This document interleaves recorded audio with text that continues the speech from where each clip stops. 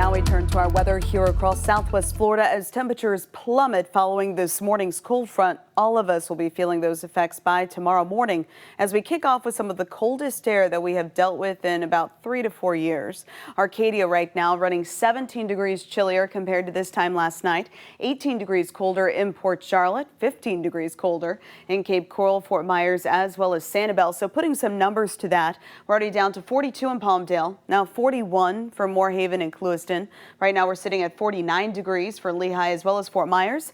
Right now Naples, Golden Gate, we are sitting at 53 and falling. Let's take you live. Let's head outside of our studios here in the Cape where those temperatures have dropped to 50 degrees. And by tomorrow morning, Cape Coral, it's going to be feeling more like freezing with the wind chill, not exaggerating that a bit. So we have clear skies that continue to build in. Dry air as high pressure takes control following that front, so you don't have to worry about any wet weather for tomorrow morning. But again, you'll certainly want to be layering up.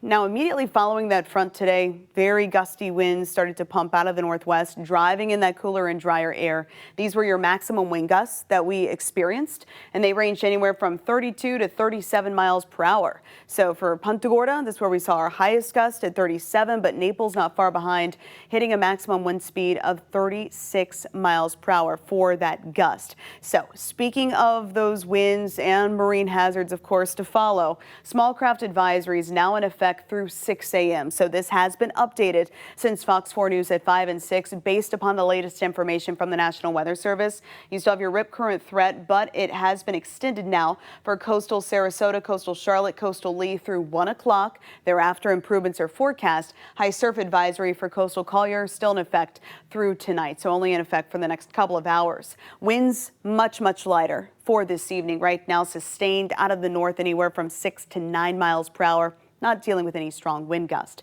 And that's what I'm expecting tomorrow as well.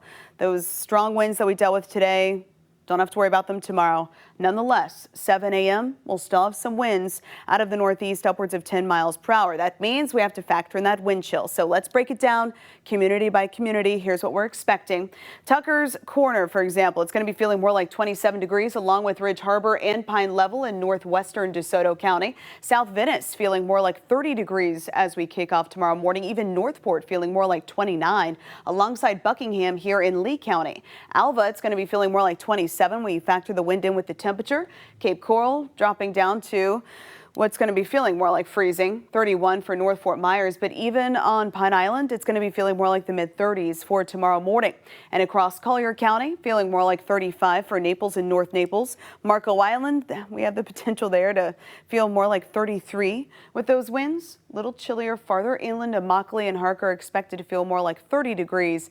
And then across Glades into Hendry counties, including spots like LaBelle, Palmdale, Lakeport, it's going to be feeling more like the mid to upper 20s. So certainly a morning to layer up. That's why the National Weather Service has extended those cold weather advisories, which is just a different nomenclature for wind chill advisory, which was changed last year.